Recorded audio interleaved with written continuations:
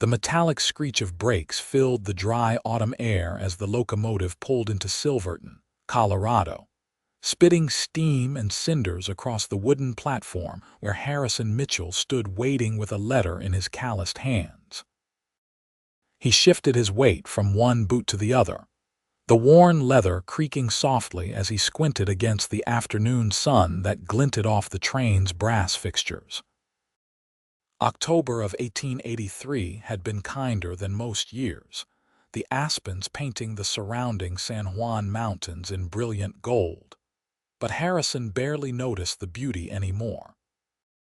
His ranch needed a woman's touch.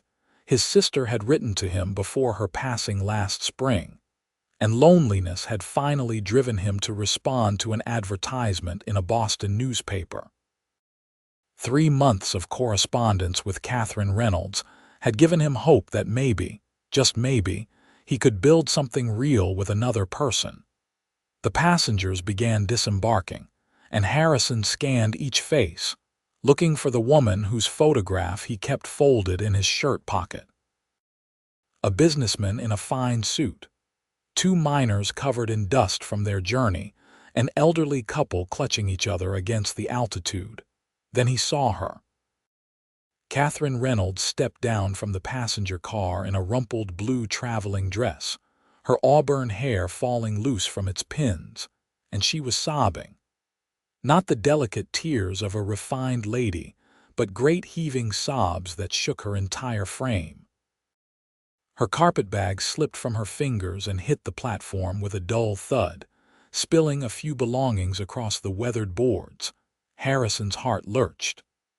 Every eye on the platform turned to stare at the weeping woman, and he saw the exact moment she realized she had become a spectacle.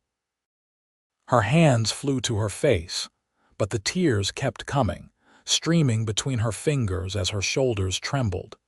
He moved without thinking, his long strides eating up the distance between them. He stopped directly in front of her, close enough that she could see him through her tears, but not so close that he crowded her. For a moment, he simply took her in, this woman who had traveled nearly 2,000 miles to marry a man she had never met, and his chest tightened at the raw vulnerability in her expression. Harrison reached into his pocket and pulled out a clean handkerchief, holding it out to her. When she did not take it immediately, still lost in her anguish, he made his decision. He had planned a careful greeting, rehearsed polite words of welcome, but this moment called for something different, something true. "You are home now, Catherine," Harrison said, his deep voice cutting through her tears with a gentleness that surprised even himself. She looked up at him then, really looked at him, her green eyes wide and red-rimmed. Her breath caught, hitched, and for several heartbeats she simply stared at the tall cowboy standing before her. He was broader than she had imagined from his letters, his face weathered by sun and wind, but his brown eyes held such kindness that something inside her chest loosened. "I do not know you," she whispered, but her crying had begun to slow. "No, but you will," Harrison replied. He took her hand gently, pressed the handkerchief into her palm, and began collecting the items that had spilled from her bag. A hairbrush, a small book of poetry, a bundle of letters tied with ribbon that he recognized as his own writing. He gathered each one with care, treating her possessions as if they were precious, because to her they were. Catherine pressed the handkerchief to her face, breathing in the scent of soap and leather, and something else she could not name, something that smelled like safety. She had been crying since Kansas, unable to stop once she started, the weight of every decision that had brought her west finally crushing down on her. Leaving Boston, leaving her cruel stepfather's house, gambling her entire future on a man she knew only through carefully written letters. What if Harrison Mitchell was a liar? What if he was violent? What if she had made a terrible mistake, but he had said she was home? 4 simple words that implied she was not alone, that her journey had an ending point, that somewhere in this dusty mountain town she might finally belong. Harrison finished gathering her things and stood, holding her carpetbag in one hand and extending his other arm to her. "The wagon is just over there. It is about an hour's ride to the ranch, but we can stop at the hotel if you need to rest first. I know it has been a long journey." Catherine wiped her eyes once more and straightened her spine, trying to regain some composure. Every person on the platform was still watching them, whispering behind raised hands, and shame colored her cheeks. "I apologize for my behavior. I do not know what came over me." "No need to apologize," Harrison said firmly. "You are tired, you are in a strange place, and crying is nothing to be ashamed of. Every person here has broken down at some point, though most will not admit it." He offered her a small, crooked smile that crinkled the corners of his eyes. "I cried for 3 days straight when my sister died, scared the horses half to death with my carrying on." Despite everything, Catherine felt a small laugh bubble up in her throat. It came out more like a hiccup, but it was something other than a sob, and that felt like progress. She took his arm, surprised by the solid strength of it beneath her fingers, and let him guide her toward the wagon. The town of Silverton spread out before them, a collection of wooden buildings clustered along the valley floor with the mountains rising dramatically on all sides. The altitude made her slightly dizzy, and Catherine gripped Harrison's arm tighter as they walked. She noticed everything with the sharp clarity that comes after crying, the way the air tasted thin and clean, the sound of a piano playing somewhere in the distance, the smell of bread baking from a nearby shop. Harrison's wagon was simple but well-maintained, the wood oiled and the wheels true. He helped her up onto the bench seat with a steadying hand, then loaded her trunk and carpetbag into the back. There were supplies already loaded as well, sacks of flour and sugar, a new plow blade, coils of rope, evidence of the practical life she was entering. He climbed up beside her and took the reins, clicking his tongue to the 2 sturdy horses. They pulled out onto the main street, and Catherine felt dozens of eyes following them. A mail-order bride was still enough of a novelty in Silverton to draw attention, and her dramatic arrival would be gossip for weeks. "I have made a spectacle of us both," Catherine said quietly, staring at her hands folded in her lap. "Catherine, look at me," Harrison said, his voice gentle but insistent. When she raised her eyes to his, he continued, "In 6 months, no one will remember how you arrived. They will only know you by who you are and what you do. The tears you shed today do not define you." "You are very kind to say so. I am saying it because it is true." Harrison guided the horses onto the road leading out of town, toward the mountains. "Besides, I would rather have a woman who feels things deeply than one who feels nothing at all." They rode in silence for a while, the wagon wheels crunching over the dirt road, the autumn wind rustling through the golden aspens. Catherine studied Harrison from the corner of her eye, noting the way he held the reins with easy confidence, the set of his shoulders beneath his worn jacket, the scar that ran along his jaw. He was handsome in a rough way, nothing like the polished gentleman of Boston, but there was something solid about him, something real. "Why did you send for a bride?" Catherine asked finally, breaking the silence. "Your letters never really explained."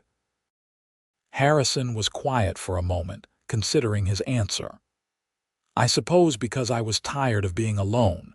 My parents passed when I was young. Fever took them both within a week. My sister Sarah raised me, but she married and moved to Denver 5 years ago. Then this spring, she caught pneumonia." His voice roughened slightly. "I have been running the ranch by myself ever since, and the silence started to feel heavier than any physical work I have ever done. I am sorry about your sister." "Thank you." Harrison glanced at her. "What about you?" Your letters mentioned your stepfather, but you never said much about the rest of your family." Catherine's hands tightened in her lap. "My mother died when I was 16. My father remarried within 6 months to a woman he had only known a few weeks. She brought her brother into our household, and he is as unpleasant as she is. They wanted me to marry a business associate of his, a man of 45 who had already buried 2 wives. When I refused, they made my life unbearable." "How old are you, Catherine?" 22. "I will be 23 in December." Harrison nodded. "I am 27, old enough to know my own mind but young enough to still be foolish now and then." Another silence fell, but this one was more comfortable. The road climbed steadily, following the curve of the mountainside, and the views opened up to reveal vast stretches of wilderness. Catherine had never seen anything like it. Boston had its parks and gardens, carefully cultivated spaces where nature was kept polite and contained, but this was different. This was raw and wild and so beautiful it made her chest ache. "It is overwhelming at first," Harrison said, noticing her expression. "But you get used to it. The mountains become friends after a while. I cannot imagine ever finding this ordinary." "I did not say ordinary, I said friends. You never get tired of seeing friends." The ranch appeared as they crested a rise, a collection of buildings nestled in a small valley with a creek running through it. The main house was modest, built of logs with a stone chimney, but it looked sturdy and well kept. There was a barn, a chicken coop, a smokehouse, and several corrals where cattle grazed. Mountains rose on 3 sides, providing shelter from the worst of the winter winds. Harrison pulled the wagon to a stop in front of the house and set the brake. "It is not much, but it is home. Or at least, I hope you will come to think of it that way." Catherine climbed down from the wagon, not waiting for his help, and turned in a slow circle. The air smelled of pine and wood smoke and autumn grass. She could hear the creek babbling, chickens clucking, a cow lowing somewhere in the distance. After the noise and closeness of Boston, the space felt almost disorienting. "You have all this land?" she asked. "About 300 acres, give or take. Not the biggest spread in the territory, but it is enough for a good living if you are willing to work hard." Harrison began unloading her trunk. "I should tell you, before we go any further, I want to be clear about expectations. We do not have to marry right away if you are not ready. You can take time to know me to decide if this is really what you want. I will sleep in the barn until you are comfortable with me." Catherine turned to stare at him. "You would do that, of course. Catherine, you have taken a tremendous leap of faith coming here. The least I can do is give you a soft place to land." He carried her trunk up onto the porch. "I meant what I said at the station. You are home now. That means you have choices, you have safety, you have time." Something warm unfurled in Catherine's chest, something she had not felt in a very long time. Hope, she realized. This was what hope felt like.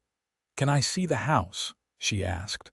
Harrison smiled and pushed open the door. "It is yours to see." The interior was simple but clean. A large main room with a stone fireplace, a kitchen area with a cast iron stove, and 2 doors leading to what she assumed were bedrooms. The furniture was handmade but crafted with care. A table with 4 chairs, a rocking chair by the fireplace, shelves lined with books.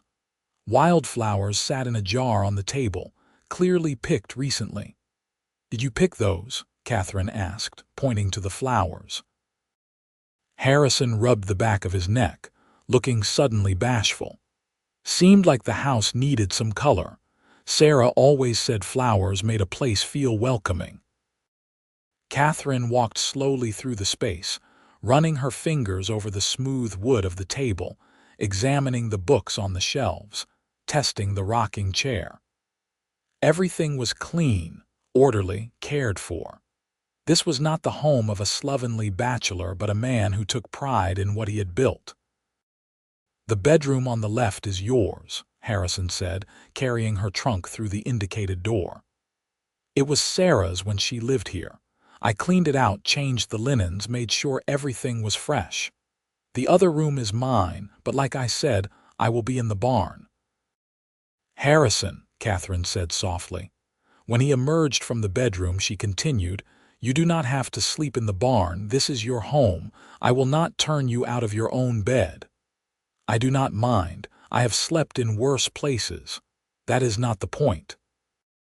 Catherine took a deep breath, making a decision. "I propose a compromise. You sleep in your room, I sleep in mine, and we lock our doors at night until we both feel comfortable enough not to. We take our meals together, we talk, we learn about each other. And when we are both ready, if we are both ready, we will marry." Harrison studied her for a long moment, then extended his hand. "That sounds like a fair arrangement." Catherine shook his hand, surprised by the warmth of his grip, the roughness of his calluses against her softer palm. This was really happening. She was really here, standing in a house in the Colorado mountains, making agreements with a cowboy she had met less than 2 hours ago. "Are you hungry?" Harrison asked. "I have a stew simmering. It is not fancy, but it is hot and filling." "I am starving," Catherine admitted, realizing it was true.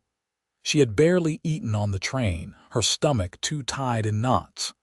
They sat at the table together, and Harrison ladled out generous portions of venison stew thick with potatoes and carrots. There was fresh bread too, slightly uneven but warm and slathered with butter. Catherine ate slowly at first, then with increasing enthusiasm as her body reminded her how long it had been since a proper meal. "This is delicious," she said between bites. "Cooking is one skill I had to learn quick after Sarah left. A man can only eat burned beans for so long before he gets desperate."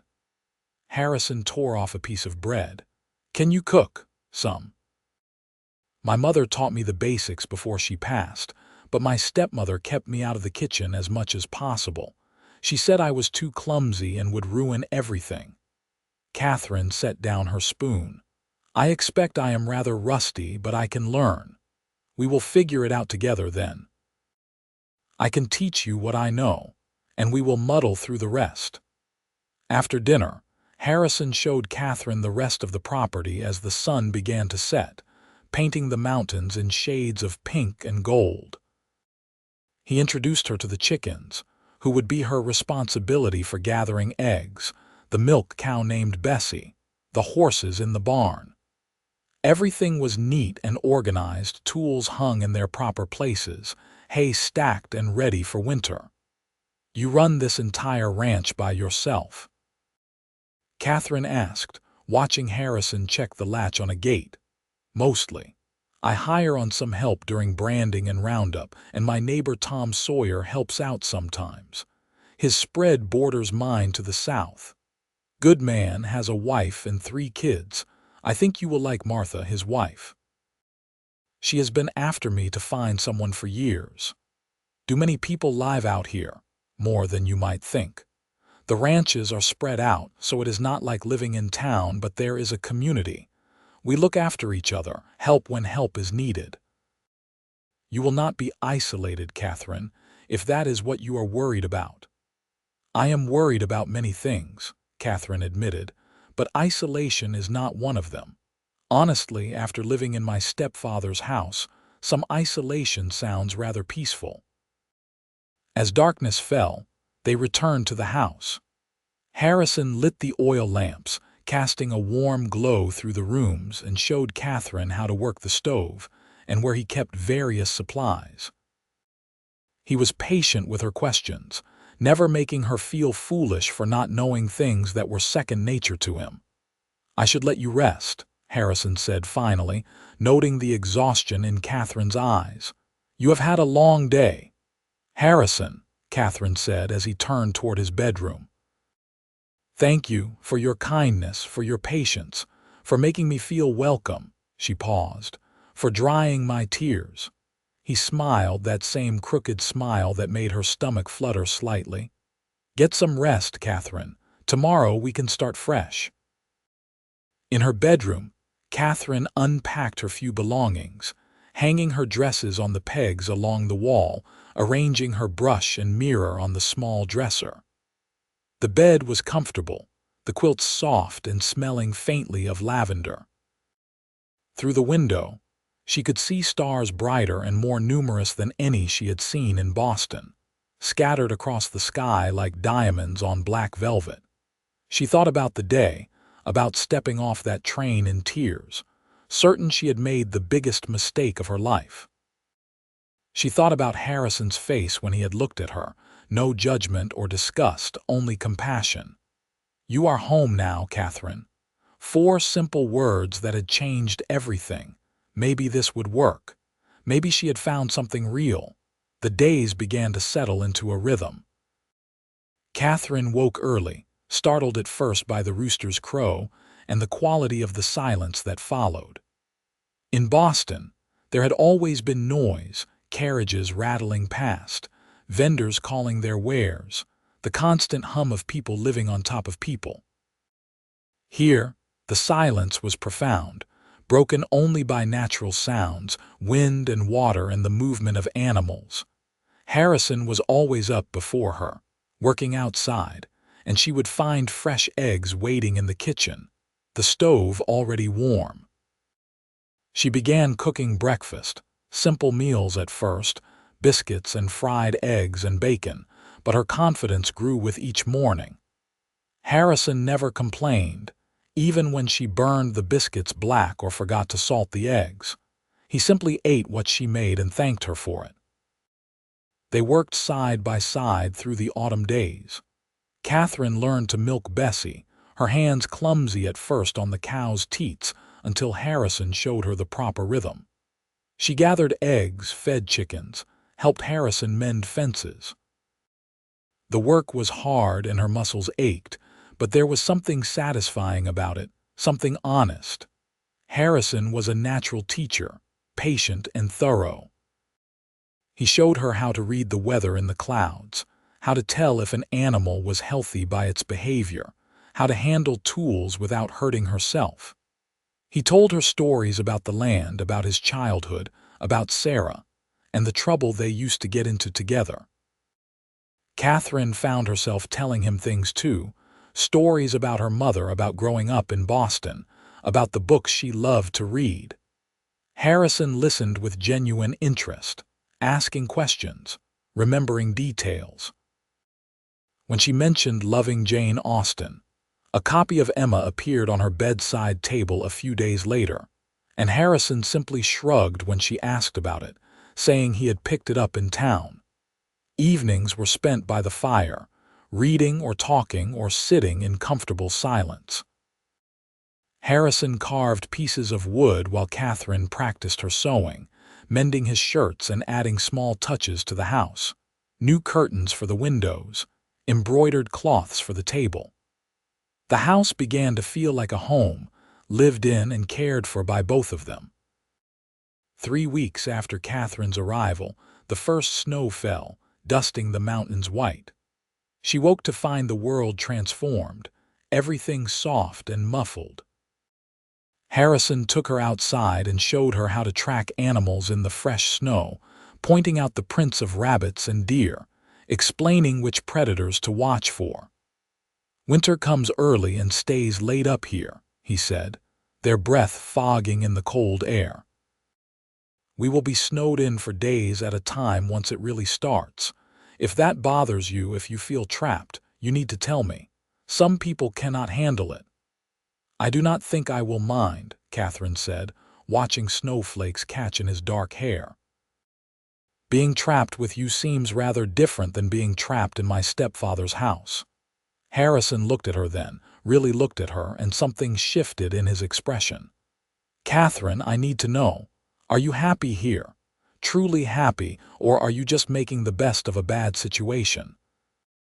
She considered the question seriously. "I am happy.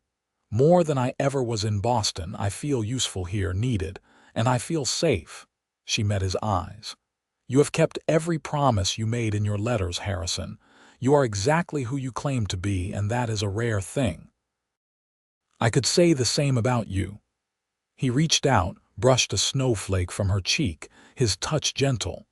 You are stronger than I expected, more capable, and you make the house feel alive again. I had forgotten what that was like. They stood there in the falling snow, close enough to touch, but not quite touching, the air between them charged with possibilities. Then a calf bawled from the barn, breaking the moment, and Harrison stepped back with a rueful smile. "Duty calls," he said. "Always," Catherine agreed, but she was smiling too. That evening, as they sat by the fire, Catherine made a decision. She set down her sewing and looked at Harrison, who was working on a piece of wood that was slowly taking the shape of a horse. "I would like to marry you," she said simply. Harrison's knife stilled. He looked up at her, searching her face. "Are you certain?" "I am certain. I have been thinking about it for days, and I am ready, unless you have changed your mind." "No, I have not changed my mind." He set down his carving. "Catherine, I need you to understand something. I care about you deeply. These past few weeks, getting to know you, seeing who you are when you are not performing for society, it has been the best time I have had in years. But I will not rush you into something you are not ready for." "I am ready, Harrison. I know my own heart." Catherine stood and crossed to him, holding out her hand. "Marry me. Not because I am obligated to, not because I have nowhere else to go, but because I choose you. I choose this life. I choose us." Harrison took her hand and rose to his feet. He was tall. She had to tilt her head back to meet his eyes, but she felt no fear, only certainty. "Then I choose you too, Catherine Reynolds," he said softly. "I choose you every day, for every day we have." He leaned down slowly, giving her time to pull away if she wished, and kissed her. It was gentle and sweet and filled with promise, and Catherine felt warmth spread through her entire body. This was right. This was home. They were married 3 days later by the minister in Silverton, with Martha and Tom Sawyer standing as witnesses. Catherine wore her best dress, a deep green that brought out her eyes, and Harrison wore his Sunday suit, cleaned and pressed. The ceremony was simple, the words traditional, but when Harrison slipped a simple gold band onto her finger, Catherine felt tears prick her eyes again. Happy tears this time, joyful ones. Martha hugged her tightly after the ceremony. "Welcome to the valley, Mrs. Mitchell. You are one of us now." Mrs. Mitchell, Catherine Mitchell. She tried the name out in her mind and found she liked the sound of it. They celebrated with dinner at the Sawyer Ranch, a cheerful chaos of children underfoot and good food and laughter. Martha pulled Catherine aside at one point, squeezing her hand. "Harrison is a good man," Martha said quietly. "One of the best I have known. He will treat you right." "I know," Catherine replied. "I am very fortunate. We are all fortunate. This valley needs more good people, and something tells me you are exactly that." When Harrison and Catherine returned to their ranch that evening, the weight of what they had done finally settled over them. They were married now, truly husband and wife, and the implications of that hung in the air between them. Harrison started to speak, probably to offer her more time, but Catherine pressed her fingers to his lips, stopping him. "I know what I want," she said softly. "Do you?" "Yes," he replied, his voice rough with emotion. "God help me, yes." She took his hand and led him to the bedroom, closing the door behind them. Their wedding night was tender and sweet, awkward at times as they learned each other's bodies, but filled with such genuine affection that Catherine found herself laughing and crying at once. Harrison was gentle, constantly checking that she was well, that she was comfortable, and she loved him for his consideration. Afterwards, they lay tangled together under the quilts, Catherine's head on Harrison's chest, listening to the steady thump of his heart. "I love you," he said into the darkness. I did not plan to say it so soon, but it is true. I love you, Catherine." "I love you too," she whispered back and felt him press a kiss to the top of her head. Winter closed around the ranch like a fist, snow piling up in drifts taller than a man. Harrison had been right about being snowed in. Days would pass when they could not venture beyond the barn without risking getting lost in whiteout conditions. But Catherine did not mind. The cabin stayed warm, their stores of food lasted, and she had Harrison. They passed the long winter evenings in 100 different ways. Harrison taught her to play chess, and she discovered she had a mind for strategy.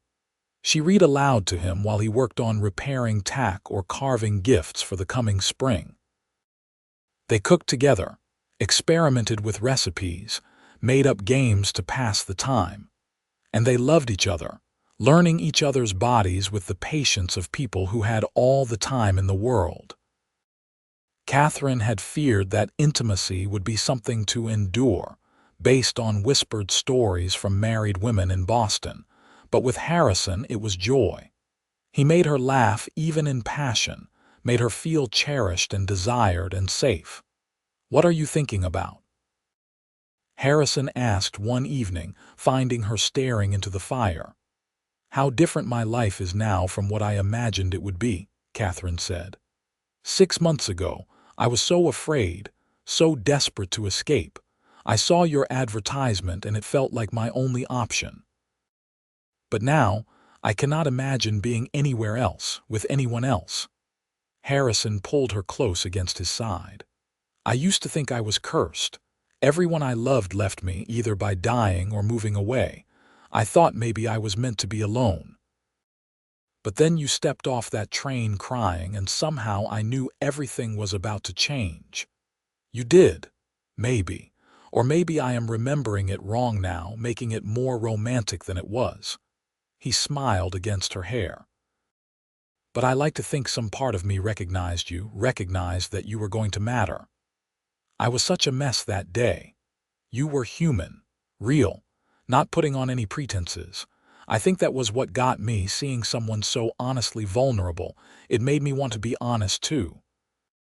Catherine turned to kiss him, tasting coffee and affection on his lips. "I am glad I cried then. Glad you saw me at my worst first. That was not your worst, but even if it was, I would have fallen in love with you anyway." Christmas came, and they celebrated simply, exchanging small gifts they had made for each other. Catherine gave Harrison a warm scarf she had knitted, the stitches uneven but serviceable. He gave her a jewelry box he had carved from pine, inlaid with different woods to create a pattern of flowers. "Harrison, it is beautiful," she breathed, running her fingers over the smooth surface. "Open it," he urged. Inside, nestled on a bed of fabric, was a necklace, a simple silver chain with a pendant shaped like a mountain. "I had it made in town before you arrived," Harrison explained. "I wanted you to have something to mark your first Christmas here.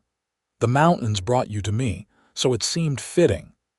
Catherine put it on immediately and did not take it off for days, touching it frequently like a talisman. They hosted Martha and Tom and their children for Christmas dinner, and the small house overflowed with noise and warmth. Catherine watched Harrison with the children, seeing how gentle he was with them, how patient, and her heart swelled. She found herself imagining him with children of their own, wondering what they would look like, whose eyes they would have. As winter slowly began to loosen its grip, and the days grew longer, Catherine realized she was happy in a way she had never been before. Not the excited happiness of a party or a new dress, but something deeper, something rooted and solid. Content, she thought. She was content. "What do you want, Catherine?" Harrison asked one evening in late February as they watched the sun set over the still snow-covered mountains. "Not what you think you should want, not what society says, but what your heart desires. If you could have anything in this world, what would it be?" She thought about it seriously. "I want this. Exactly this. I want to grow old with you on this ranch, watching the seasons change. I want to raise children here if we are blessed with them. I want to build something lasting with my own hands alongside you. I want friends and community and purpose." She looked at him. "I want a simple life filled with love. That is all I have ever wanted." Harrison pulled her close, his arm around her shoulders, and they watched the light fade together. Spring arrived suddenly, as it does in the mountains, the snow melting into rushing streams, the valley turning green almost overnight. The ranch exploded into activity. Calves were born, requiring constant attention. Fences needed repairing after the winter damage. The garden needed planting. There was more work than two people could reasonably do, but they threw themselves into it with enthusiasm. Catherine discovered she loved working the garden, loved pushing seeds into the dark earth and watching them transform into living plants. She planted vegetables for practical eating, but also flowers for beauty, and Harrison built her a small greenhouse so she could start seedlings earlier. "You are spoiling me," she said, admiring the structure. "Good, you deserve to be spoiled." Harrison wiped sweat from his brow. "Besides, I have an ulterior motive. The better the garden does, the better we eat." Tom Sawyer stopped by frequently to help with the heavier work, and Martha came too, teaching Catherine the particular challenges of gardening at high altitude. The two women became close friends, and Catherine was grateful for Martha's patient instruction in everything from canning to treating sick animals. "You have adapted well," Martha said one day as they worked together in Catherine's kitchen, making jam from the wild berries they had picked. "Some women never adjust to this life. They miss civilization too much, but you seem to thrive out here." "I was not thriving in civilization," Catherine replied, stirring the pot carefully. "I was surviving. There is a difference. Here I feel alive." Harrison is alive too, in a way he was not before. You are good for each other. That summer passed in a blur of work and joy. Catherine learned to ride properly, and Harrison took her on long trips through the mountains, showing her hidden valleys and clear lakes and places so beautiful they made her want to weep. They picnicked by streams, made love in fields of wildflowers, talked for hours about everything and nothing. Catherine began to understand the land in a way she never had before, learning its rhythms and patterns, its moods. She could read the weather now almost as well as Harrison, could tell when a storm was coming by the behavior of the animals. In August, Catherine realized her monthly courses had not come. Then September passed with no sign of them either. She said nothing to Harrison at first, afraid to voice what she suspected, but eventually Martha noticed. "Catherine, are you feeling well?" Martha asked, watching her turn pale at the smell of cooking meat. "I think I might be with child," Catherine whispered, the words feeling enormous in her mouth.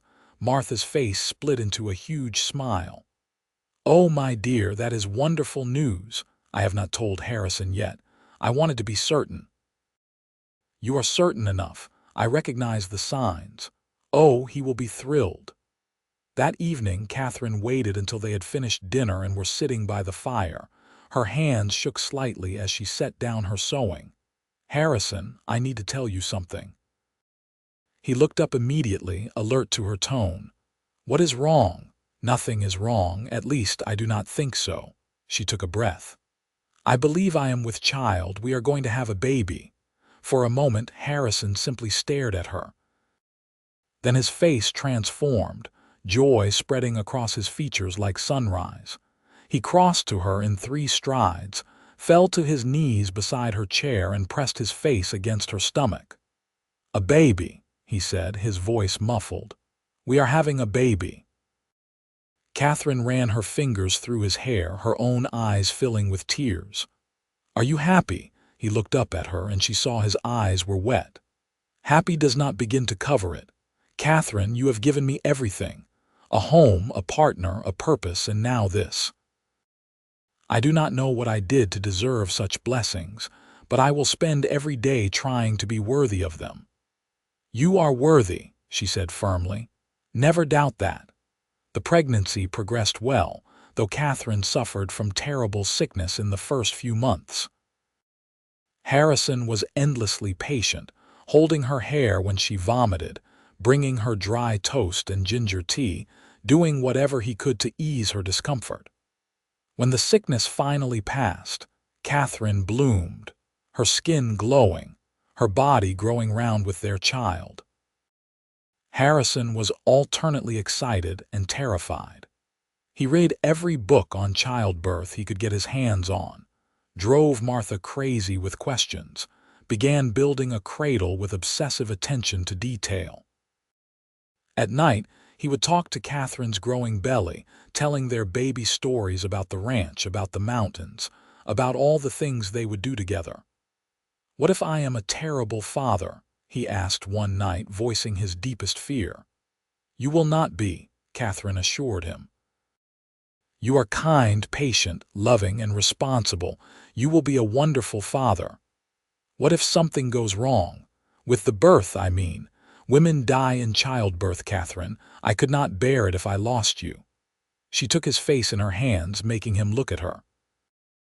"I am strong, and Martha will be here to help. We will get through this together, Harrison. You and me and this baby. We are a family now." Winter returned, and Catherine's belly grew enormous. She could no longer help with the heavy work, which frustrated her endlessly. But Harrison insisted she rest. He brought the world to her instead, carrying her to the window to watch the snow fall, reading to her for hours, massaging her swollen feet.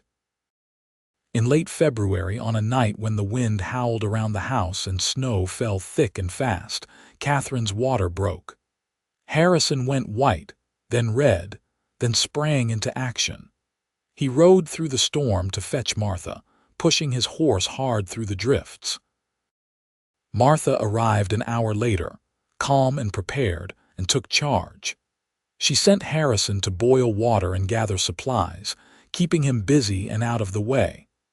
The labor was long and hard, Catherine's screams echoing through the house as Harrison paced in the main room, feeling utterly helpless.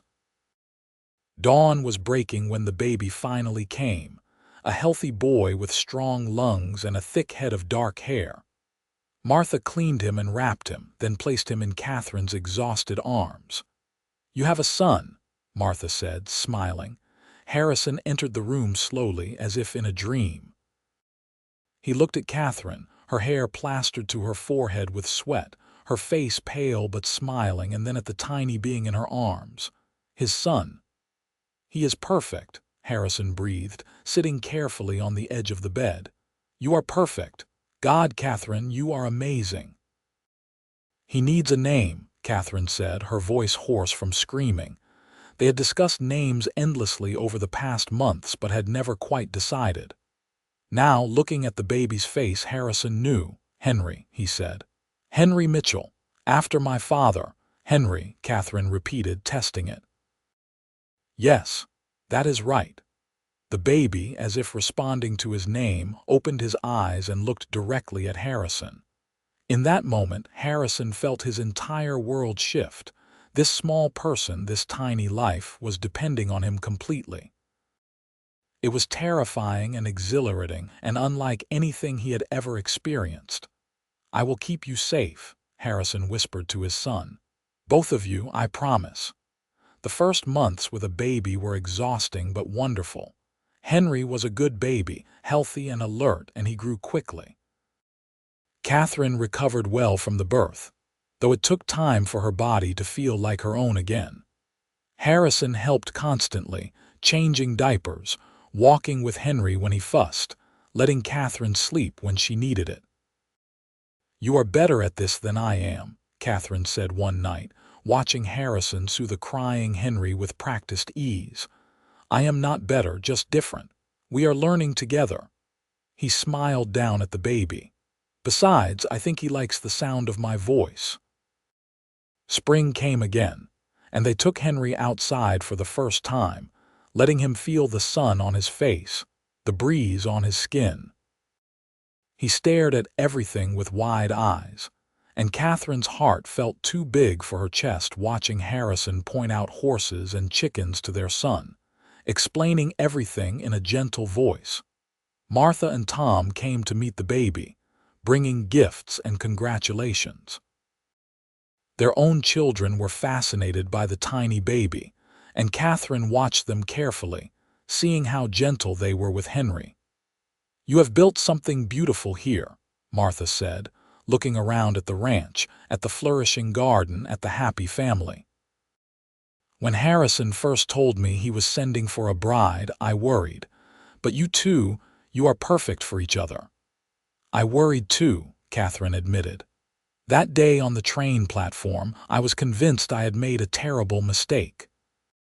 But Harrison, he just looked at me and made me feel like everything would be all right. And it was. It is." Life settled into a new rhythm, busier now with a baby but no less joyful. Henry grew from infant to toddler, learning to walk and talk, his personality emerging strong and curious. He followed Harrison everywhere, tottering after him on chubby legs, wanting to help with every task. Catherine took up painting, something she had never had time for in Boston, creating landscapes of the mountains she loved. Harrison built her a small studio in the barn loft, and she would spend hours there when Henry napped, capturing the light on snow, the color of wildflowers, the curve of the valley. When Henry was 3, Catherine found herself pregnant again. This time the pregnancy was easier, her body knowing what to do. Harrison was still worried but less panicked, and Henry was excited about becoming a big brother, though he did not fully understand what that meant. Their daughter arrived on a warm June morning, quick and easy compared to Henry's birth. She came into the world silently, her eyes wide open and alert as if she did not want to miss anything. "Clara," Catherine said immediately, looking at her daughter. "Her name is Clara." "Clara Mitchell," Harrison agreed, touching the baby's tiny hand with one finger. "Welcome, little one." Henry adored his sister immediately, wanting to hold her, to help with her, to show her all his favorite things. Clara tolerated her brother's enthusiastic affection with patience beyond her years. And as she grew, it became clear she had a calm, steady temperament that balanced Henry's exuberance perfectly. The years flowed past, marked by seasons and milestones. Henry started helping meaningfully on the ranch, learning to care for animals and mend fences. Clara showed an aptitude for growing things, spending hours in the garden with Catherine, her small hands careful with delicate seedlings. Harrison built onto the house, adding more rooms as their family grew and prospered. The ranch did well, cattle prices stayed steady, and they were able to save money to plan for the future. They talked sometimes about sending the children to school in town when they were older, about the lives they might choose for themselves. "I want them to have options," Catherine said, "to choose their own paths." "They will," Harrison assured her. "We will make sure of it." When Henry was 7 and Clara was 4, Catherine found herself pregnant once more. This pregnancy was harder. She was older now, and her body did not bounce back as easily.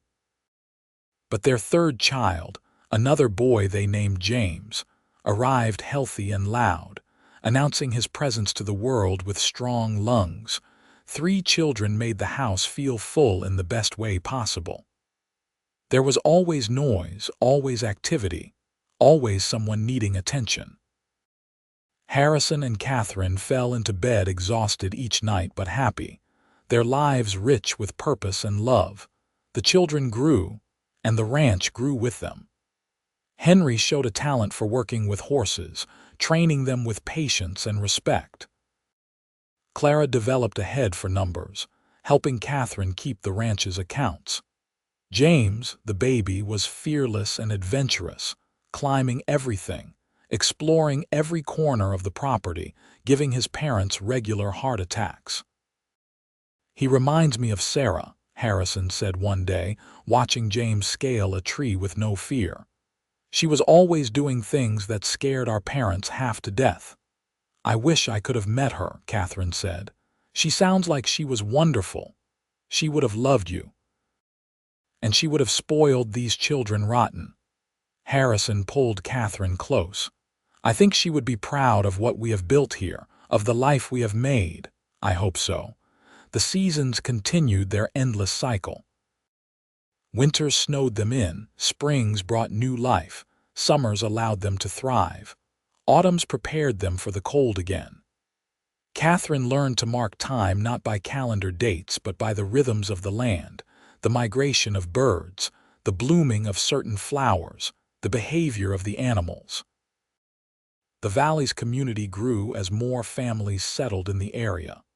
The children had friends now, other ranch kids they would see at gatherings or in town.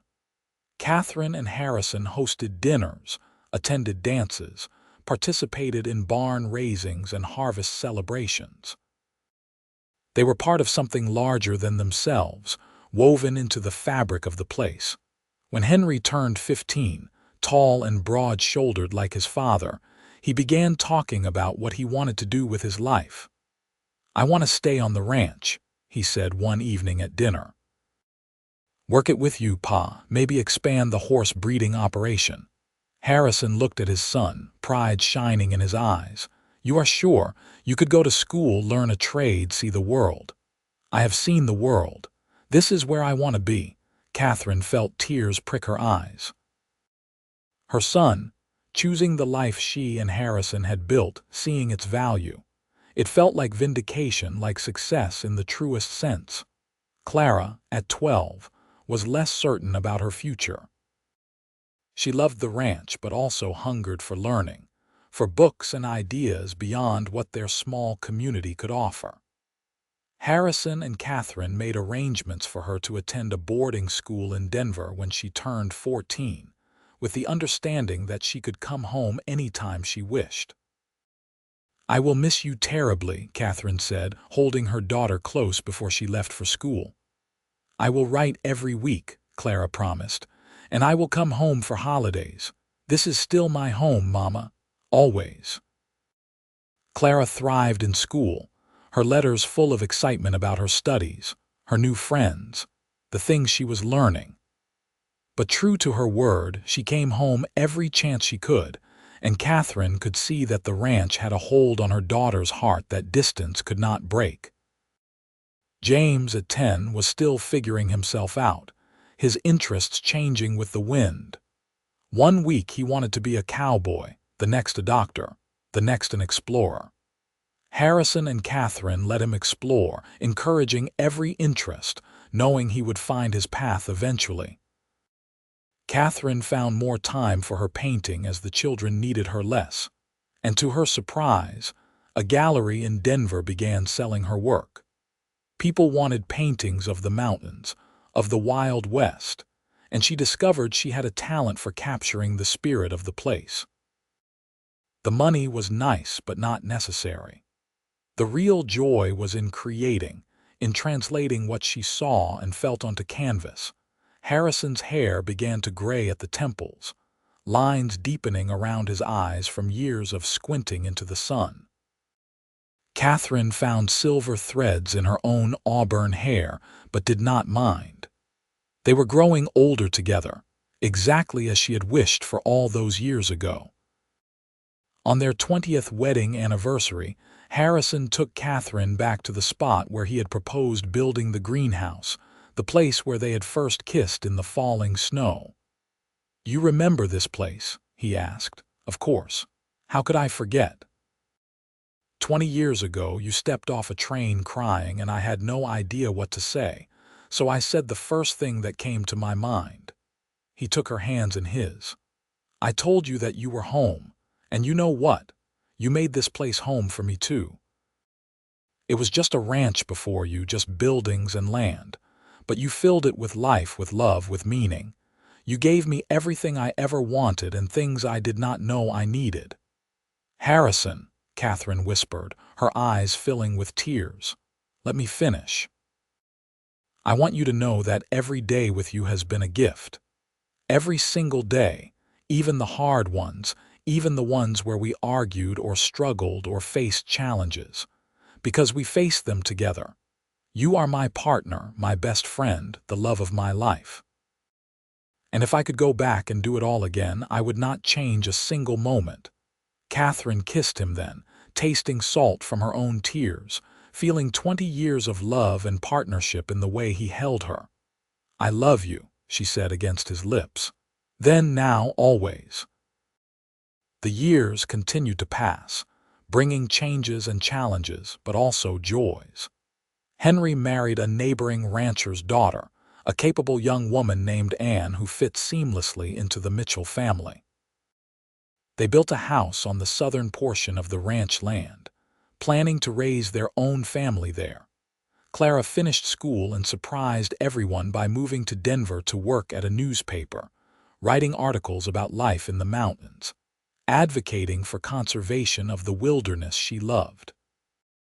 She came home frequently, bringing new ideas and energy, and Catherine was proud of her daughter's independence.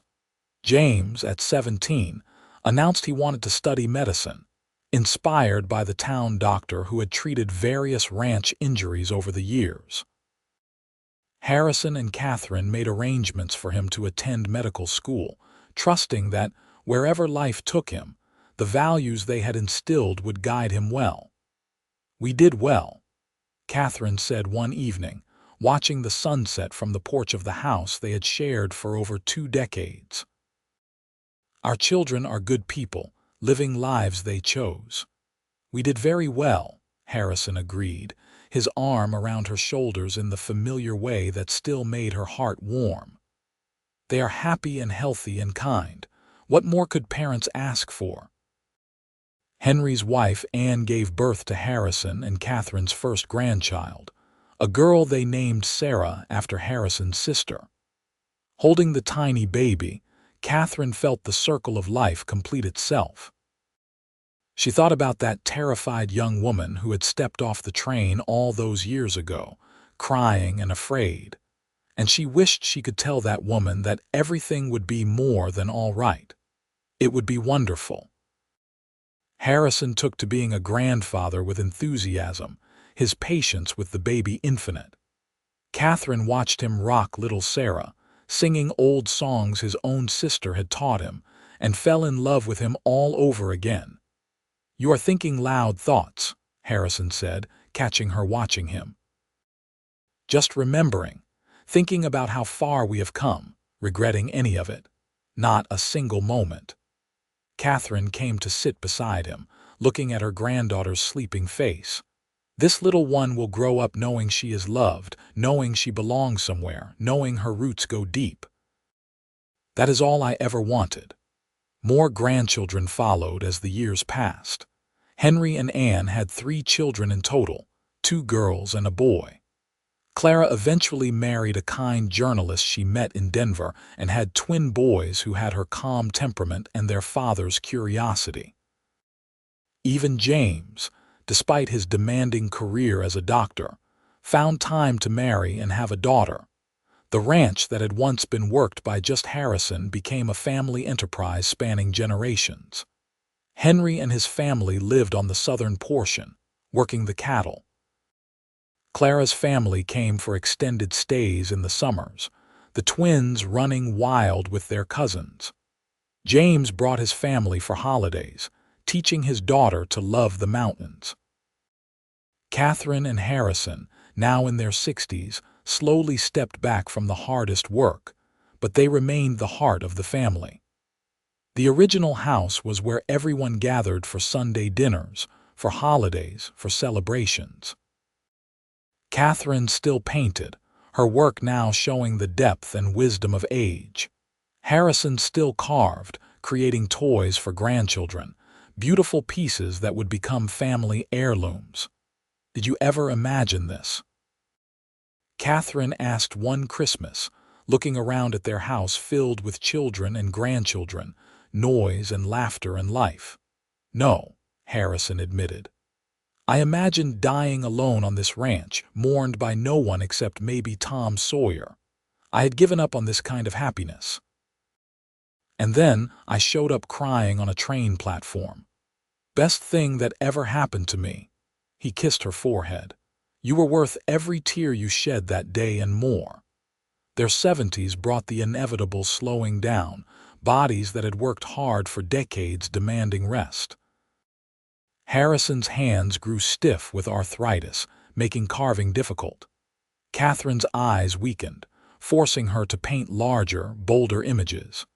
But they were together, still living in the house they had made a home, still watching the seasons change over the mountains they loved. Henry took over most of the ranch operations, though he consulted his father on every major decision. Anne made sure Harrison and Catherine were well cared for, bringing over meals, helping with chores, providing company. The grandchildren visited frequently, now bringing their own children, great-grandchildren who Harrison and Catherine delighted in. "For generations," Catherine said wonderingly, holding a great-granddaughter on her lap. "From nothing to this." "Not from nothing," Harrison corrected gently. "From love. From two people choosing each other and building something real." On a clear autumn day, much like the one when Catherine had first arrived in Silverton, Harrison fell ill. It came on suddenly, a fever that would not break, a weakness in his limbs. The doctor, James's old mentor, examined him gravely and pulled the family aside. "His heart is giving out," he said quietly. "I am sorry. There is nothing to be done. Make him comfortable." Catherine refused to leave Harrison's side. She sat by his bed, holding his hand, talking to him even when he was too weak to respond. Their children came, their grandchildren, all wanting to say goodbye to the patriarch of their family. On his last day, Harrison's eyes were clear, and he squeezed Catherine's hand with what strength he had left. "You remember what I said to you when we first met," he whispered. "You said I was home," Catherine replied, tears streaming down her face. "You were. You are. You made this place home for all of us." He struggled for breath. "Do not mourn me too long, Catherine. I have had a beautiful life because of you. I have no regrets." "I love you," she said. "I will always love you, and I love you forever." Harrison passed peacefully that evening, surrounded by family, his last breath barely a whisper. Catherine held him as he went, her heart breaking even as she was grateful he did not suffer. They buried him on a hill overlooking the ranch, with a view of the mountains he had loved. The funeral drew people from all over the valley, a testament to the life he had lived and the impact he had made.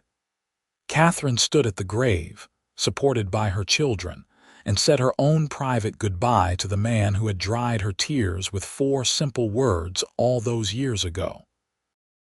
The months after Harrison's death were hard.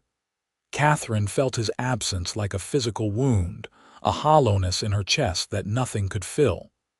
She moved through her days mechanically, painting without joy, eating without tasting, sleeping without resting. It was her great-granddaughter, the one who had been named Catherine after her, who finally broke through her grief. "Great-grandmother, why are you so sad?"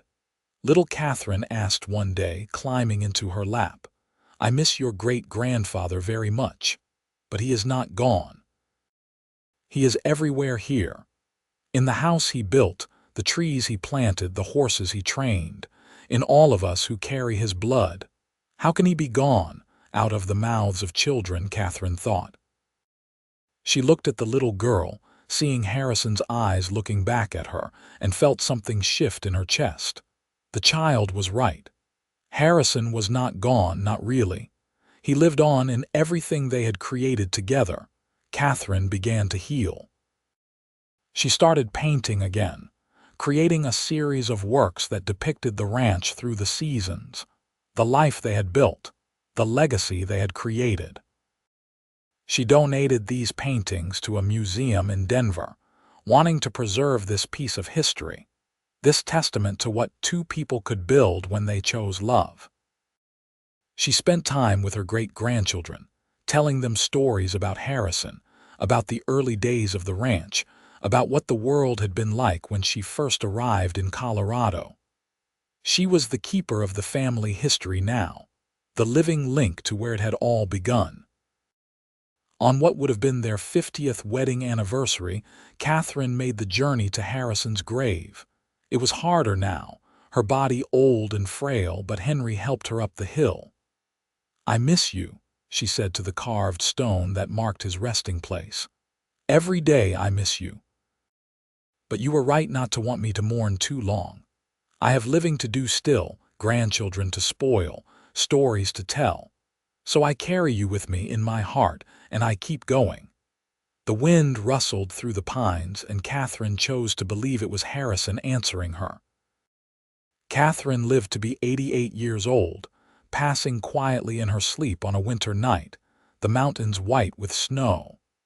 Her children found her in the morning, peaceful in the bed she had shared with Harrison for so many years, a slight smile on her lips. They buried her beside Harrison on the hill, and the entire valley turned out for the funeral. Catherine had been a fixture of the community for over 60 years, respected and loved. The minister spoke of her courage, coming west as a mail-order bride, of her strength in building a life in a harsh land, of her legacy in the children and grandchildren and great-grandchildren she left behind. After the service, as the family gathered at the ranch house, Clara stood to speak. "Our mother told me once about the day she arrived in Silverton. She stepped off the train crying, terrified she had made a terrible mistake. And our father looked at her and said 4 simple words, 'You are home now.' Those words changed everything. They gave her courage, gave her hope, gave her a future she had not dared to imagine." Clara looked around at the assembled family, 4 generations strong. This ranch, this family, all of it started with those 4 words and the love that grew from them. So when we remember our parents, let us remember that love is what endures. Love is what builds legacies. Love is what makes a home. The ranch continued, passed down through the generations, each adding their own touches but maintaining the core values that Harrison and Catherine had established. Henry's children took over from him, and their children after them. The original house was preserved as a family museum of sorts, kept exactly as Catherine had left it, a reminder of where they had all come from. Years later, a great-great-granddaughter named Emma, studying history in college, came across the advertisement that had brought Catherine west all those years ago. She found it in an archive of old newspapers, a simple notice seeking a mail-order bride for a ranch in Colorado. Emma brought the advertisement home, had it framed, and hung it in the original house beside Catherine's paintings and Harrison's carvings. She added a plaque beneath it that read, "Here is where our story began, with courage, with hope, with love." And in that small valley in the Colorado mountains, surrounded by the peaks that had witnessed every season of their lives, the legacy of Harrison and Catherine Mitchell lived on, a testament to what 2 people could build when they chose each other, when they committed to love, when they turned a simple ranch into a home that would shelter generations to come. The mountains stood eternal, as they always had and always would, keeping watch over the family that had made the valley their own. And if on quiet evenings, when the wind rustled through the aspens and the creek babbled over smooth stones, there seemed to be laughter carried on the breeze, perhaps it was just imagination. Or perhaps it was Harrison and Catherine, together still in whatever comes after, looking down on all they had created and finding it good.